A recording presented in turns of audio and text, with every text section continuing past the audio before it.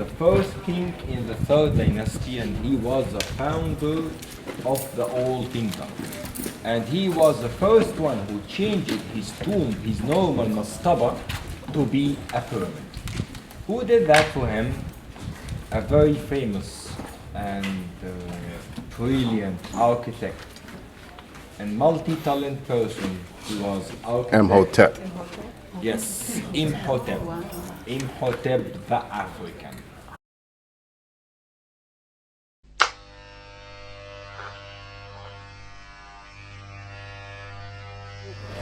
Which considered to be the biggest, the highest, the perfect, and the most preserved pyramid in Egypt. When we talk about the pyramid, Put it back down. we don't talk about the pyramid itself alone, but actually we're talking about an element of what we call a pyramidal complex. The pyramidal complex consists of four things. First one, the pyramid, which is the tomb of the pharaoh. The tomb of the pharaoh, and nobody's buried with the pharaoh in his tomb. So this is for one person only. In front of the pyramid is what we call the mummification temple. Mummification temple, or the mortuary temple. Okay? And then there is what we call a causeway connecting between the mortuary temple and the other temple, what we call the valley temple. All of this stuff based in a plateau, while the valley temple located in the valley. We have three pyramids. That means we have three pyramidal complexes like this. The best one, the one is still in a good condition, this is the second one. This is where you can see all the four elements. And next to the valley temple, you will see the Sphinx. Okay? And the Sphinx will be our last stop. Okay? So we have three pyramids. That means we have three pyramidal complexes like this. Some of these elements are destroyed in the other complexes, and the only one is still in the good condition, as I said, the second. All the pyramids of Egypt must be on the west, and all of them must be higher in a plateau. Why? For two reasons. First one, to keep the mummy safe from the only natural disaster that can happen in this country, which is the flood of the Nile. Thank God we don't have earthquakes, we don't have tornadoes, we have only the flood of the Nile. So to keep the mummy safe, they built it above the plateau so it can be safe away from the crazy blind flood of the Nile River. Second one, it must be high to make the construction itself safe from the underground water. That's why all the pyramids must be in a plateau higher from the ground. Okay? We're standing in front of the Great Pyramid of Giza. The second one for his son, King Khufu, and the third one behind for his grandson, King Khufu. The original height was, I'm talking about the first one, the original height was 128 meters. I'm sorry, 38 meters. That was the original height. Right now it is 128 meters. We lose 10 meters. It was built by the local limestone, and after they finished, they made a casing from outside from a good quality of limestone. When the Arabs and Muslims came and occupied Egypt, they took the stones to use it to build all the Islamic Cairo houses and mosques in Cairo. That's why we lose 10 meters. That's why we lose the casing. Only place where you can see the casing is basically the second pyramid. You can clearly see that cap. So all the three pyramids used to be like this. In case it should be smooth so nobody can climb that on the top. Okay? In front of you can clearly see the height is 128. The smallest stone in this construction, 2.5 tons. The biggest one, 60 tons. 60 tons. How many blocks we have here? More than 2 million blocks. Some people, they thought that the pyramids are hollow, but actually no. It's totally solid, massive. Okay? The French scholars, they made a study about the size of the stone, and they said that if you cut the stones like a slice, Each one is 1 meter by 1 meter, and the thickness is 10 centimeters. You can build a wall surrounding France, surrounding the borders of France. So imagine how big quantity of the stone that we have.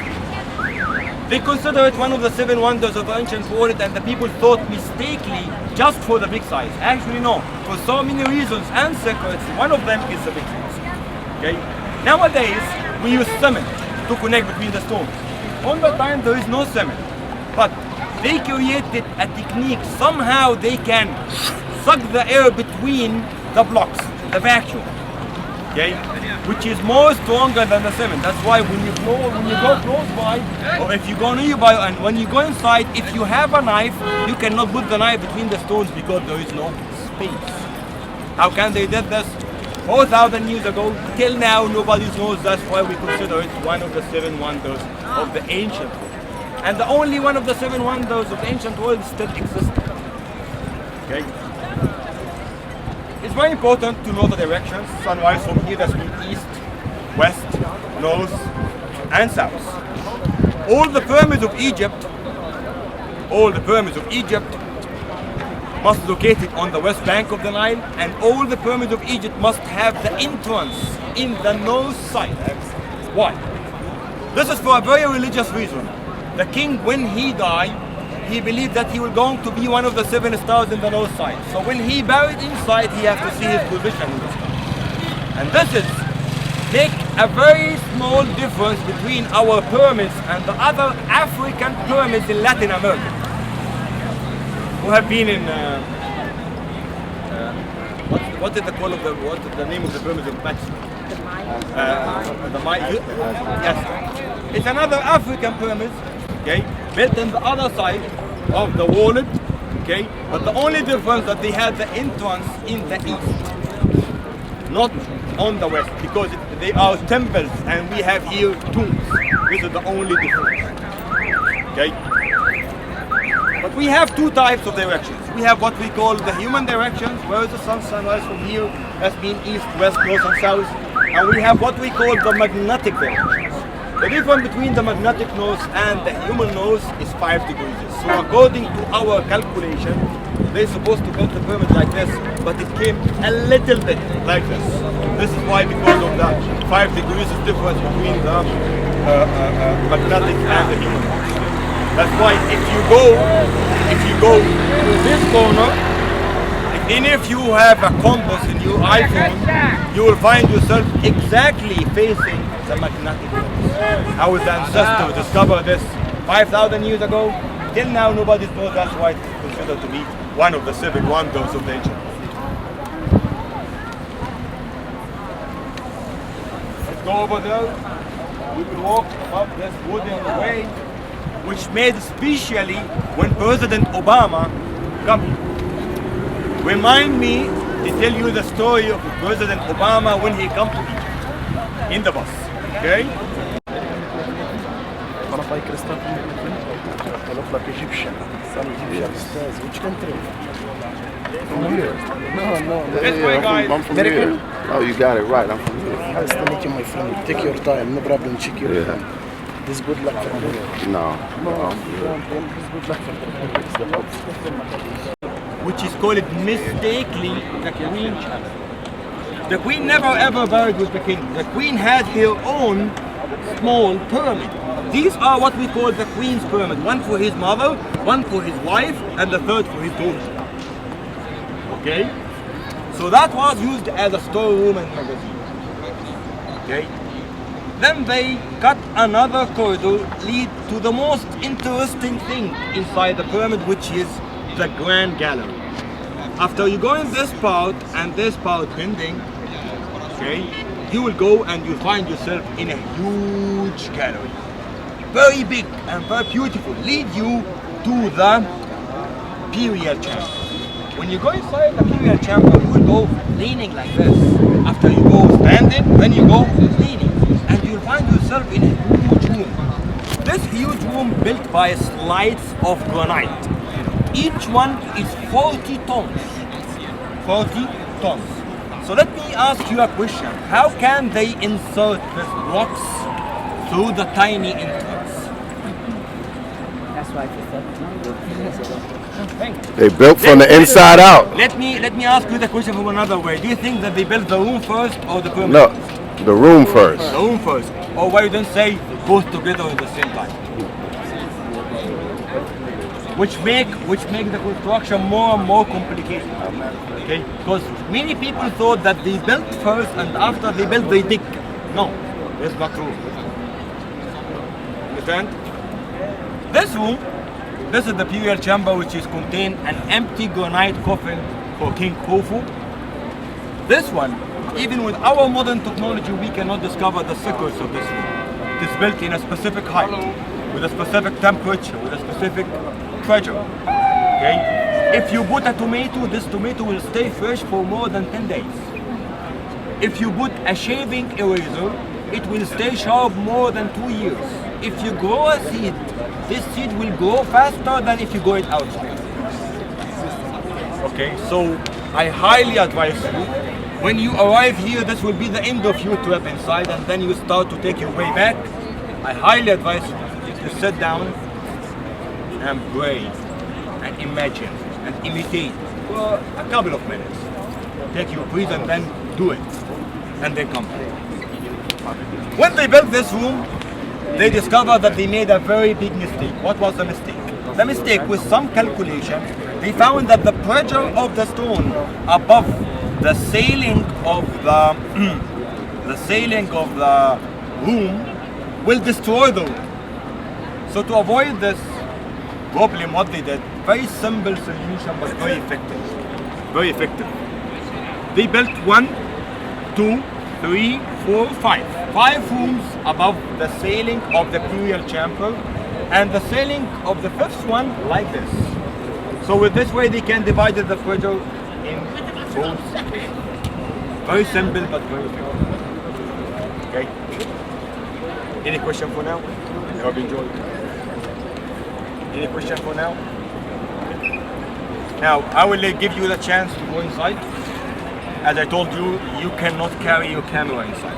Okay? So you will give me your camera. I will keep your camera with me till you come back. Okay? And after you finish, we will collect some pictures on our way to the bus. Here's our bus. You see where is our bus? The yellow. Okay?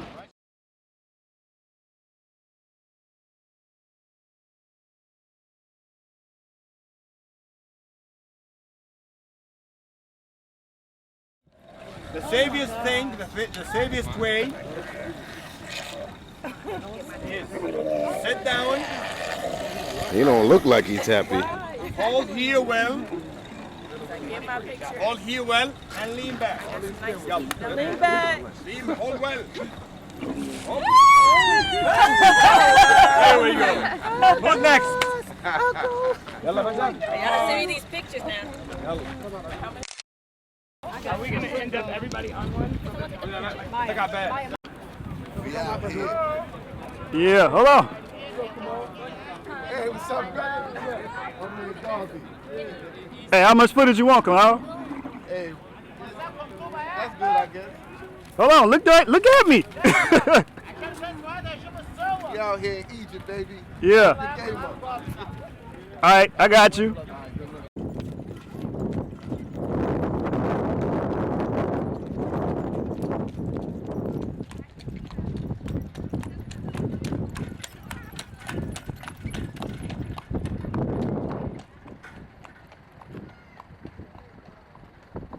And the case is same as the pyramid, but the body of the statue is from one single block. You can see it. You can see that. That is an African face, man. The statue is his face. I know that much. You see, typical African feature. There's ain't too many people that look like that, boy. Yes, this is the best spot to shoot his face. I ask them to slow down, to stop. African. Can we move, family? Yes. Take your time. Whenever you finish, let me know. It's your day. Enjoy the maximum. You are very lucky because there is no tourism. Good for you, but not good for us.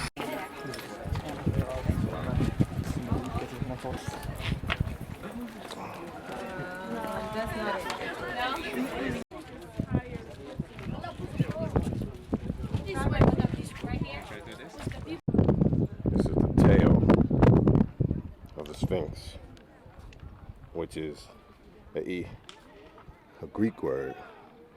It's not the real name.